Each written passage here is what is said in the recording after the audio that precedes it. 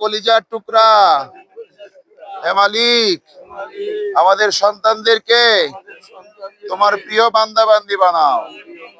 আমাদের ছেলে, ছেলের বউ, নাতি নাতিন, আমাদের মেয়ে, মেয়ের জামাই, নাতি নাতিন, আমাদের ভাই বোন, ভাইস্তা ভাইস্তি, ভাগ্না ভাগ্নি, নাতি নাতিন, আমাদের আত্মীয় স্বজন, আমাদের বন্ধু বান্ধব, আমাদের বংশধর, সবাইকে তুমি দয়া করো। সবাইকে রহমতের চাদর দিয়ে ঢেকে রাখো। আমাদের পরিবারগুলো হেফাজত করো। আমাদের আপনজন, আত্মীয় স্বজন, দেশে বিদেশে যে যেখানে আছেন, আল্লাহ সবাইকে তুমি হেফাজত করো। আল্লাহ, জীবনের সবচেয়ে বড় আশা ছিল এই মক্কা মদিনায় আসা। তুমি আসার সৌভাগ্য দান করেছো। তোমার দরবারে কোটি কোটি শুকর আদায় করি আল্লাহ। আল্লাহ, তুমি আমাদের হাজিরা কবুল করে নিও। আল্লাহ, আরাফার ময়দান থেকে আমাদেরকে খালি হাতে ফিরে দিও না। আল্লাহ, আমাদের গুনাহ মাফ করে দাও। আমরা গুনাহ নিয়ে যেতে চাই না। আল্লাহ, আমাদেরকে গুনাহমুক্ত করে দাও।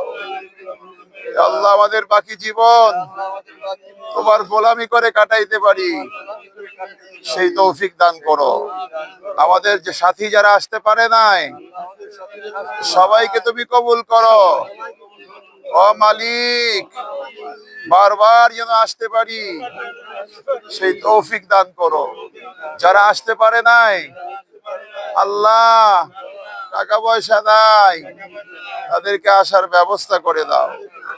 মালিক রে, যারা দোয়া চেয়েছে সকলের দোয়া কবুল করো। সকলের মনের বাসনা পুরাইয়া দিও। আমার সাথে যারা হাত বাড়াইছে, আল্লাহ প্রত্যেকের মনের বাসনা পুরাইয়া দিও। আল্লাহ প্রত্যেককে সুস্থ রাখো।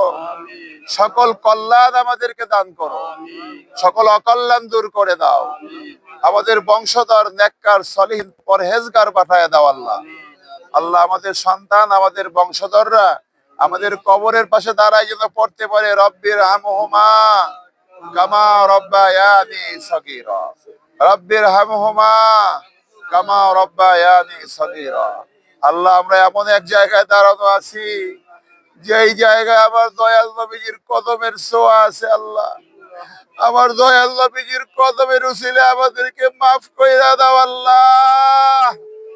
হে কাবার মালিক, হে আরশের মালিক, আমাদের দোয়া কবুল করো।